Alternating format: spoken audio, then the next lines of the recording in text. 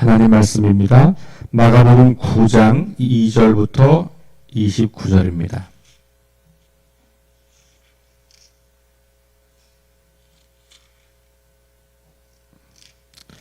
마가복음 9장 2절부터 29절 말씀까지 우리 함께 말씀을 봉독합니다. 엿새 후에 예수께서 베드로와 야고보와 요한을 데리시고 따로 높은 산에 올라가셨더니 그들 앞에서 변형되사 그 옷이 광채가 나며 세상에서 빨래하는 자가 그렇게 희게 할 수 없을 만큼 희어졌더라.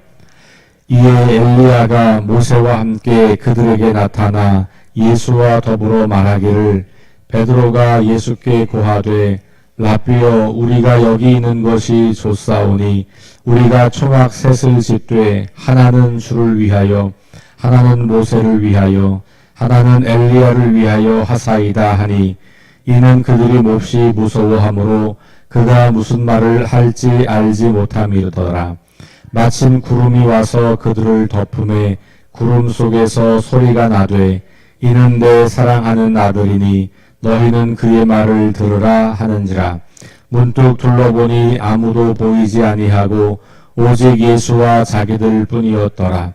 그들이 산에서 내려올 때에 예수께서 경고하시되 인자가 죽은 자 가운데서 살아날 때까지는 본 것을 아무에게도 이르지 말라 하시니 그들이 이 말씀을 마음에 두며 서로에게 문의하되 죽은 자 가운데서 살아나는 것이 무엇일까 하고 이에 예수께 묻자와 이르되 어찌하여 서기관들이 엘리야가 먼저 와야 하리라 하나이까. 이르시되 엘리야가 과연 먼저 와서 모든 것을 회복하거니와 어찌 인자에 대하여 기록하기를 많은 고난을 받고 멸시를 당하리라 하였느냐. 그러나 내가 너희에게 이르노니 엘리야가 왔으되 기록된 바와 같이 사람들이 함부로 대우하였느니라 하시니라. 이에 그들이 제자들에게 와서 보니 큰 무리가 그들을 둘러싸고 서기관들이 그들과 더불어 변론하고 있더라. 온 무리가 곧 예수를 보고 매우 놀라며 달려와 문안하거늘 예수께서 물으시되 너희가 무엇을 그들과 변론하느냐. 무리 중에 하나가 대답하되 선생님 말 못하게 귀신 들린 내 아들을 선생님께 데려왔나이다. 귀신이 어디서든지 그를 잡으면 거꾸러져 거품을 흘리며 이를 갈며 그리고 파리해지는지라. 내가 선생님의 제자들에게 내쫓아달라 하였으나 그들이 능히 하지 못하더이다. 대답하여 이르시되 믿음이 없는 세대여 내가 얼마나 너희와 함께 있으며 얼마나 너희에게 참으리요. 그를 내게로 데려오라 하시매 이에 데리고 오니 귀신이 예수를 보고 곧 그 아이로 심히 경련을 일으키게 하는지라. 그가 땅에 엎드러져 구르며 거품을 흘리더라. 예수께서 그 아버지에게 물으시되 언제부터 이렇게 되었느냐 하시니 이르되 어릴 때부터니이다. 귀신이 그를 죽이려고 불과 물에 자주 던졌으나 그러나 무엇을 하실 수 있거든 우리를 불쌍히 여기사 도와 주옵소서. 예수께서 이르시되 할 수 있거든이 무슨 말이냐. 믿는 자에게는 능히 하지 못할 일이 없느니라 하시니 곧 그 아이의 아버지가 소리를 질러 이르되 내가 믿나이다. 나의 믿음 없는 것을 도와주소서 하더라. 예수께서 무리가 달려와 모이는 것을 보시고 그 더러운 귀신을 꾸짖어 이르시되 말 못하고 못 듣는 귀신아 내가 네게 명하노니 그 아이에게서 나오고 다시 들어가지 말라 하시매 귀신이 소리 지르며 아이로 심히 경련을 일으키게 하고 나가니 그 아이가 죽은 것 같이 되어 많은 사람이 말하기를 죽었다 하나 예수께서 그 손을 잡아 일으키시니 이에 일어서니라. 집에 들어가심에 제자들이 조용히 묻자오되 우리는 어찌하여 능히 그 귀신을 쫓아내지 못하였나이까. 이르시되 기도 외에 다른 곳으로는 이런 종류가 나갈 수 없느니라 하시니라. 아멘. 네, 우리 지난 토요일부터 시작된 단락이 네 번째 단원입니다. 다시 좀 요약해드리면 첫 번째 이 세 단락은 예수님이 어떤 분이신가에 대한 인식이 조금씩 깊어진다. 그래서 선생님, 선지자, 메시아 이렇게 진행이 되고 이제 지난 토요일부터 8장 31절부터 시작된 부분이 후반부이면서 여섯 번째 단락 중에서 네 번째 단락이 시작되는 건데 여기서는 점차적으로 메시아긴 메시아인데 그 당시 그들이 기대하던 정치적 메시아가 아니라 온 세상을 구원할 그 메시아라고 하는 것이 조금씩 이해가 깊어지는 과정이에요. 그래서 메시아가 누구인가, 어떤 메시아인가, 자신들을 이 로마의 압제로부터 구원해낼 정치적인 메시아로 주로 기대를 했던 그 제자들이나 이 주변 이웃의 종교 지도자들 혹은 유대인들에게 그런 메시아가 아니고 온 세상을 죄악 가운데서 구원하실 메시아, 그것을 위해서 자신의 생명을 내어주는 인자, 그리고 다윗의 자손으로 장차 이 땅에 오셔서 심판하실 그 메시아, 그리고 하나님의 아들이신 분, 이런 이야기들이 후반부에는 등장하고 있는 겁니다. 자, 그리고 그 네 번째 단원은 또 네 개의 단락으로 나눠져 있는데 같은 주제의 흐름이 네 번 반복된다고 보시면 돼요. 다른 이야기들이 구성되어 있지만 비슷한 이야기와 사건들이 반복되면서 중요한 이야기를 하고 있는데 그 이야기는 어떤 이야기냐 하면 예수님께서 고난당하시고 죽임을 당한 다음에 부활하실 거다라고 하는 이야기가 있어요.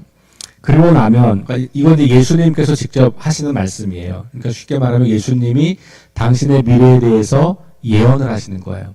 그런데 여기서 특별히 고난받고 죽임당한다라고 하는 부분에서 인자라고 하는 표현이 많이 등장해요. 특별히 4단원은 인자 예수님, 인자로서 자신을 희생하여 곧 죽음, 십자가 이런 자신을 희생하여 온 세상을 구원하실 인자 메시아라고 하는 부분들을 많이 표현합니다. 그래서 이번 4단락은 인자라는 단어가 종종 등장하는 것을 보실 수가 있어요. 그런데 그런 것이 네 번의 사이클에 걸쳐서 나온다는 거죠. 그리고 나면 예수님이 그렇게 스스로 자신의 신분에 대해서 말씀을 하시고 나면 그 뒤의 이야기는 그런데 제자들은 여전히 예수님을 올바로 이해하고 있지 못하다. 예수님의 제자들 뿐만 아니라 그 주변에 있는 다른 종교 지도자들 혹은 무리들조차도 대부분의 사람들이 예수님이 그렇게 말씀하시는 것이 도대체 무슨 말씀인지 잘 모른다는 거예요. 그러니까 여전히 예수님을 온전하게 이해하고 있지 못하다. 이런 내용들이 등장하고 그리고 나면 이런 제자들에게 예수님은 제자가 되는 길이 어떤 것인지를 들려주십니다. 그러니까 아직 온전한 믿음에 이르지 못했지만 그 제자들이 제자로서 성장해 간다는 것, 또 제자로 산다는 것은 어떤 것인가. 특별히 그래서 제자도라고 하는 것들이 이 네 번째 단락에 많이 나오게 되는 거죠. 예수님을 따르는 삶은 어떤 것인가. 그러니까 이 세 가지 구조가 네 번 반복된다 이렇게 보시면 돼요. 이제 지난 토요일 날 첫 번째 사이클을 본 거고 오늘 우리가 읽을 부분이 두 번째 사이클이에요. 그러면 오늘 이야기에서도 예수님께서 고난당하시고 죽으시고 부활하실 것에 대한 이야기를 하는 장면이 있고 그런데 제자들은 그것을 제대로 이해하지 못한다라고 하는 장면이 있고 그리고 나서 그것을 깨닫게 해주는 이제 사건이 하나 나오죠. 오늘 치유 사건이 나오잖아요. 그런 사건을 통하여서 깨닫게 해주시면서 제자가 되려면 그런 죽음과 고난과 죽음을 맞이하는 그런 나를 따라야 된다. 뭐 이제 이런 이야기가 있는 거예요. 그 구조를 가지고 우리 내일 모레까지 이렇게 보시면 조금은 더 세부적인 내용들을 보실 수가 있을 것 같아요. 자, 그러면 오늘 이런 구조를 좀 이해하신 다음에 그러면 다시 우리가 처음으로 돌아가서 회심이라고 하는 것으로 좀 연결해 보면 회심이 뭐냐? 그럼 예수님이 누구신지에 대한 이해 굉장히 중요하다고 그랬어요. 예수님이 어떤 분이신가? 그 다음에 우리에 대한 이해, 우리가 어떤 상태인가. 그러니까 예수님의 이야기를 통해서 혹은 이 성경을 통해서 우리는 하나님과 예수님과 성령님이 누구신지를 발견하는 것과 동시에 중요한 것은 인간은 어떤 존재인가? 좁히면 나는 어떤 존재인가? 물론 우리는 구원받은 상태로서 이 성경을 보고 있기 때문에 구원받은 자녀라고 하는 정체성을 가지고 있겠지만 그 전에 예수님이 우리의 구원자로 보여진다면 내가 구원받을 존재, 지금은 구원받은 것을 확신하고 있지만 그 전 예수님을 만나기 전 내 상태는 구원이 필요한 상태였구나라고 하는 자각인 거죠. 우리의 절망, 우리의 무능력, 우리의 실패 이런 것 속에서 우리를 구원하시는 예수님을 만나는 거잖아요. 여전히 우리에게는 구원받은 사람임에도 불구하고 그런 삶의 정황들은 계속해서 있단 말이에요. 그러니까 우리의 모습을 또 발견하는 것. 여전히 우리는 주님과의 관계가 더 깊어져야 할 필요가 있는 존재다라고 하는 것들을 우리가 이제 깨닫게 되는 거예요. 자, 그리고 나면 이 회개와 믿음이라고 하는 것을 통해서 우리가 주님께 나아가고 회심을 하게 되면 그 다음에 생각할 것은 그게 끝이 아니라 내가 예수님의 제자로 평생 살아가는 삶은 어떤 것인가, 제자도를 이야기하는 거죠. 그러니까 우리 그리스도인의 삶은 회심으로 시작해서 제자도의 과정으로 연결되는 거죠.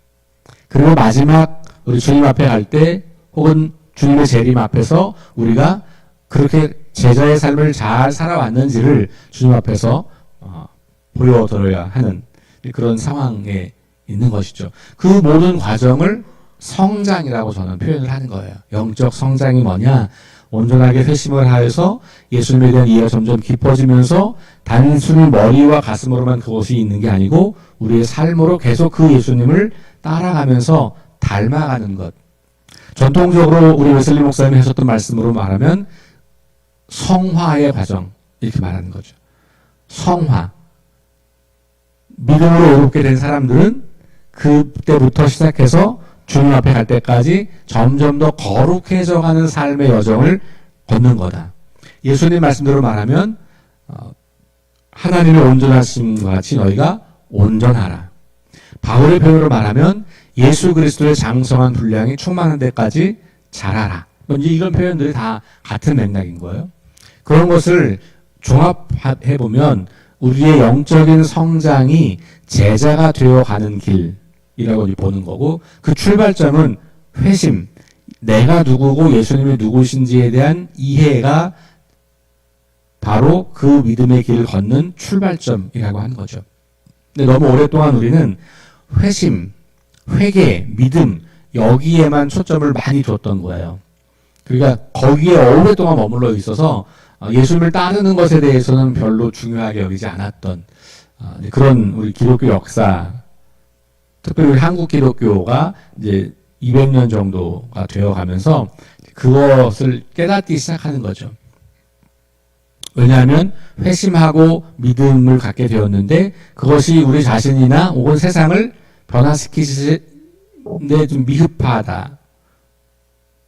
예수 믿는 사람들은 많아졌고 교회는 많아졌고 그런데 성경 공부도 엄청 많이 하고 그런데 세상은 점점 더 악해져 가는 것 같더라. 그리고 세상 사람들이 볼 때에도 기독교인들이 그렇게 좋아 보이지 않더라. 이런 모습들을 우리가 보면서 반성하는 거죠. 왜 그렇지? 우리 예수님 믿고 이거 너무 좋은 건데 근데 그거 안에 들어가 보니까 제자로 사는 삶이 많이 보이지 않는 거예요. 그러니까 시작은 했는데 잘 자라서 건강하게 자라서 하나님 나라 복음을 삶으로 보여주고 말로 전하고 또 사람들을 정말로 사랑하고 이런 이야기들이 일어나고 있지만 생각보다 그것이 미약하다. 그러면서 많은 부작용들이 나타나는 것을 보면서 성경을 다시 보는 거죠. 뭐가 문제인가? 뭐가 한계인가? 왜 그런가? 그러고 보니까 우리가 너무 믿으면 구원, 또 그 구원은 죽으면 가는 천국, 여기를 너무 이렇게 제한시켰던 것이죠. 그게 없다는 게 아니고 중요하지 않다는 게 아니고 그 부분이 시작점인데 계속 시작점만 이야기를 하니까 성장해가는 과정에 대해서 우리가 많이 놓쳤다라고 하는 반성을 하고 있는 거예요. 그런 맥락에서 우리가 마가복음을 통해서 특별히 후반부를 통해서 제자로 산다는 것, 제자가 된다는 것, 예수님에 대한 이해가 점점 깊어져 가면서 우리의 회심이 점점 깊어져 가면서 온전해 가면서 그러면서 우리가 예수님을 닮아간다고 하는 것, 이것을 이제 생각해 보게 될 필요가 있는 것이죠.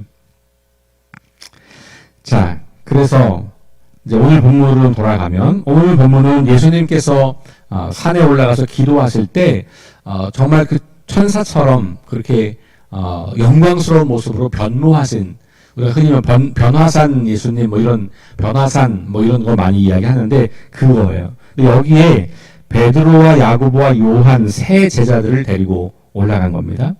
그리고 나머지 제자들은 산 밑에 있는 거고, 오늘 이야기는 이 산 위에서 일어나는 이야기와 산 아래에서 일어나는 이야기, 그리고 이 위에서 있었던 예수님과 세 제자가 내려와서 그 있었던 사건에 대해서 또 반응하는 이야기, 이렇게 이제 이야기로 보면 구성되어 있는 거예요. 자, 근데 뭐 이 이야기, 이 산에 올라가서 변화된 이야기를 놓고 보면 핵심은 뭐냐 하면 여기 이런 거예요. 7절 말씀에 보면 예수님이 누구신가에 대해서 표현되고 있는 부분이죠. 7절, 구름 속에서 소리가 났는데 어떤 소리가 났냐 하면 이는 내 사랑하는 아들이니 너희는 그의 말을 들으라. 제자들에게 들린 이야기예요. 제자들이 지금 약간 신비한 어떤 광경을 보는 거죠. 그러니까 여기 지금 엘리야와 모세가 있다고 하지만 실제 엘리야와 모세가 있는 건 아니고 제자들의 눈에 그런 어떤 신비한 현상이 보인 거란 말이에요. 그러면서 신비한 음성이 들리는 거예요. 하나님의 음성인 거죠. 이는, 이 예수님은, 너희가 지금 따르고 있는 그 예수는 내 아들이다. 그러니까 하늘의 음성이니까 하나님의 아들이라고 하는 거죠. 그러니까 후반부 전체에서 예수님은 하나님의 아들, 메시아라고 하는 거 굉장히 중요한 표현이고, 마가복음 전체에서 아주 중요한 표현이란 말이에요. 하나님의 아들 예수 그리스도에 대한 복음의 시작이라 1장 1절이 그거잖아요. 하나님의 아들 예수 그리스도. 요게 지금 마가가 전하려고 하는 예수님이거든요. 그 이야기를 계속 해나가는 거예요. 오늘 여기서 직접 그 음성이 제자들에게 들린 겁니다. 근데 음성을 듣고 눈으로 먼 현상을 보았지만 제자들은 두려움이기도 하고 또 신기함이기도 하고 그래서 정확하게 그게 뭔지를 잘 모르는 거예요. 자, 8절. 문득 둘러보니 아무도 보이지 않고 오직 예수와 자기들 뿐이었다.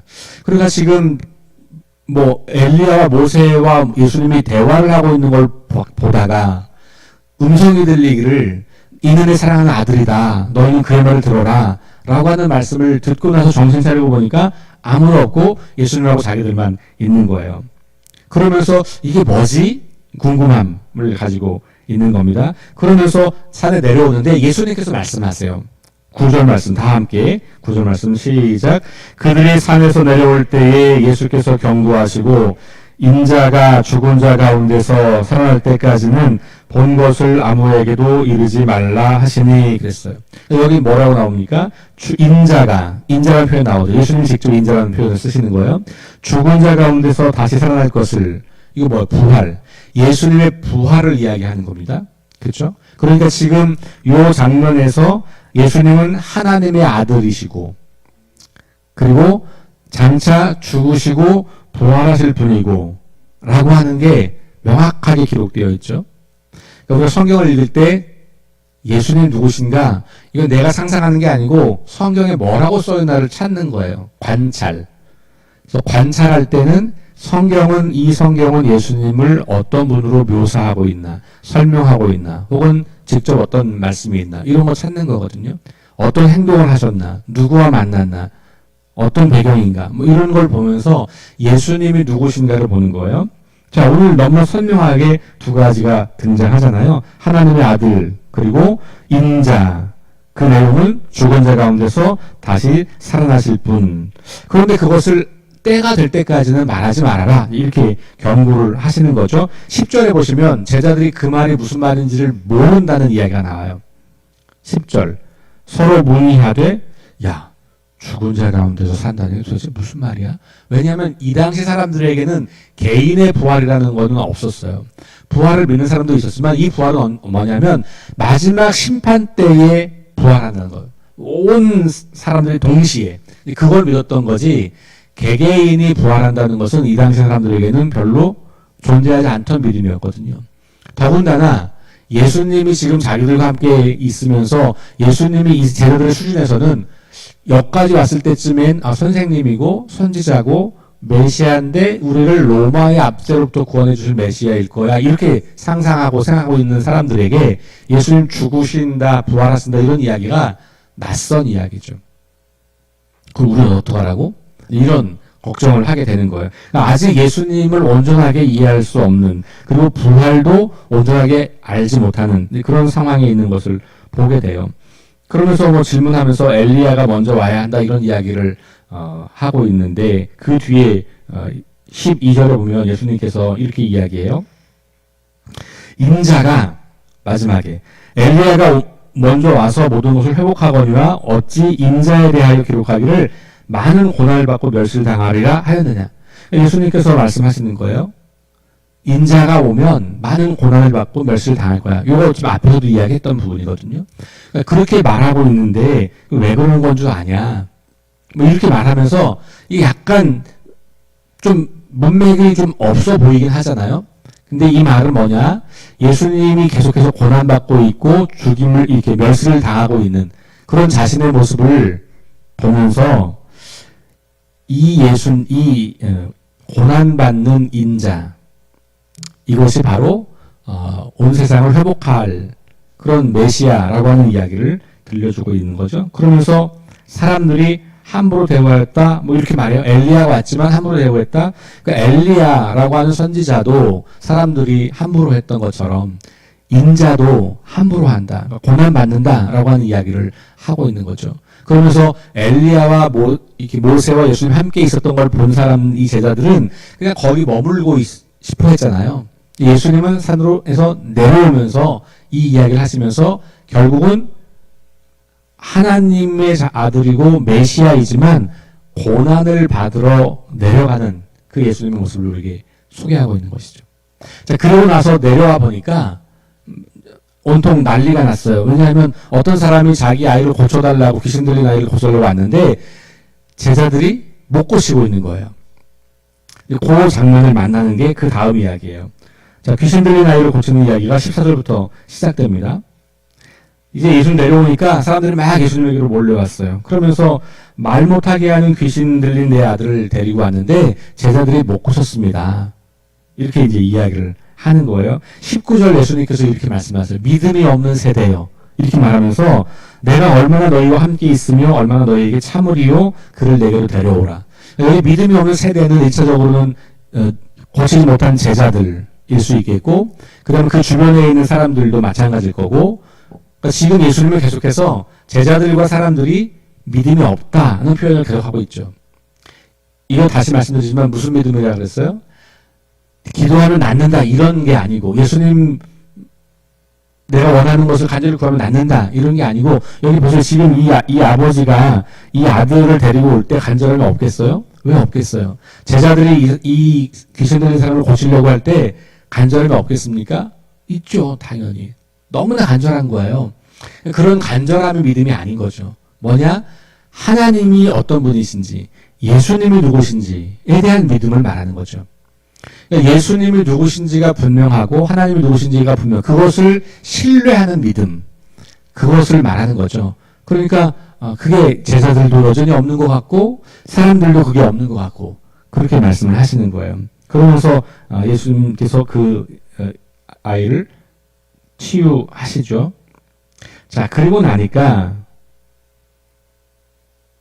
제자들이 묻는 거예요. 왜 우리는 안 되는데 왜 예수님은 되냐? 그때 하신 말씀이 기도 외에는 할 수 없다. 여기서 말하는 기도라는 게 그럼 뭘까요? 하나님을 절대적으로 신뢰하는 거예요. 내 힘으로 하는 게 아니라, 사람들 이 아버지도 예수님한테 할 수 있으면 고쳐주세요 이렇게 말하잖아요. 그 말은 뭐예요? 아니 뭐 사람인데 선지자인데 예수님이 누구신지가 설명하지 않은 거잖아요. 예수님이 하나님의 아들이시고 메시아라고 하는 게 설명하면 할 수 있거든이라는 말이 나오지 않는 거예요. 그러니까 믿음이 없다라고 또 말하는 거고, 또 그러니까 믿음 없는 나를 용서해 주세요 뭐 이러면서 다시 내가 믿는다. 그 말은 예수님 당신이 진짜 메시아인 것을 믿는다라고 하는 말로 우리가 볼 수 있는 거죠. 자, 그래서 기도라고 하는 것도 내가 원하는 것을 구하는 행위가 아니라 하나님이 누구신지를 신뢰하고 그 하나님 앞에 복종하고 그 하나님의 뜻에 내 삶을 전적으로 드리는 것. 그러니까 우리가 간절함이 거기서 또 나오기도 하는 거잖아요. 그러니까 이게 같은 것 같지만 사실은 미묘한 차이가 있다라고 하는 것을 말하고 싶은 거예요. 어쨌든 이런 이야기를 통하여서 예수님께서 계속해서 당신이 고난을 받고 죽임을 당하고 부활하실 메시아라고 하는 것들을 알려주고 말로 알려주고 이런 사건들을 통해서 알려주는 거죠. 그러니까 이 사건이 단순하게 귀신 들린 아이를 고치는 사건, 그 기적 이야기로 머무는 게 아니고 이런 이야기들을 통해서 뭔가 메시지를 전달하고 있는 거예요. 그 메시지가 바로 예수님께서 이렇게 능력을 행하시는 메시아이고, 더군다나 오늘 맥락에서 특별히 예수님의 부활을 언급하고 있잖아요. 귀신 들렸다가 다시 생명을 얻은 사람도 일종의 부활을 경험하는 거죠. 새 생명을 얻게 되는 거니까 이런 사건들을 통하여서 부활이 무엇인가, 다시 산다는 게 무엇인가, 예수님 말씀하시는 부활, 이런 것들을 조금씩 깨달아 가고 있는 그런 과정으로 볼 수가 있겠습니다. 자, 오늘 이 말씀 우리 하루 동안 또 묵상하시면서 예수님이 어떤 분이신지, 나에게 예수님은 누구신지, 내가 성경을 통해서 발견한 예수님은 어떤 분이신지, 하나님의 아들 메시아 이 땅에 오셔서 고난당하시고 죽으시고 부활하셔서 온 백성을 구원하실 그 메시아, 모든 막힌 것, 모든 잘못된 것들을 온전하게 회복하실 메시아 예수님, 그분을 더 깊이 묵상하고 만나는 하루가 될 수 있기를 주의 이름으로 축원합니다. 기도하겠습니다. 하나님 감사합니다. 오늘 우리에게 또 말씀을 들려주시고 예수님이 누구신지, 하나님의 아들 메시아, 고난당하시고 죽으시지만 부활하셔서 온 세상을 심판하시고 온 세상을 구원하실 그 예수님을 만나게 하심을 감사합니다.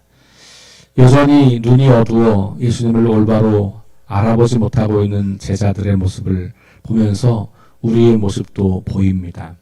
주님, 우리가 오랜 세월 신앙생활을 하고 있지만 예수님이 어떤 분이신지를 막연하게 알거나 혹은 우리가 지식으로만 알고 우리가 그분을 절대적으로 신뢰하지 못하고 있는 상태는 아닌지 돌아봅니다. 주님께서 그런 제자들에게도 여전히 사랑과 애정을 가지고 함께 하셨고 가르치셨고 동행하셨던 것을 봅니다. 오늘 우리들이 연약한 믿음이라 할지라도 온전하게 믿음을 갖고 있지 못하다고 하더라도 우리를 포기하지 않고 끝까지 우리가 동행하시는 주님, 깨닫게 하시고 온전한 믿음으로 자랄 때까지 계속해서 격려하시고 도우시는 주님을 또한 바라봅니다. 오늘 우리에게도 주님 찾아오시고 말씀하시고 우리가 깨달을 수 있도록 인도하여 주옵소서. 예수님 이름으로 기도합니다. 아멘. 우리 함께 합심해서 기도합니다. 6가지 기도 제목 가지고 합심해서 기도하시고 개인 기도하고 돌아갑니다. 성령의 능력으로 하나님 나라를 증언하고 살아내게 하소서. 하나님 말씀이 기준이 되게 하소서. 질병과 전쟁과 자연재해, 가난과 억압으로 고통당한 사람들을 치유하여 주소서. 거룩한 습관을 형성하여 균형 있는 성장을 이루게 하소서. 다음 세대에게 하나님 나라 복음을 전수하게 하소서. 창조 질서 회복을 위해 힘쓰게 하소서. 우리 합심해서 기도합시다.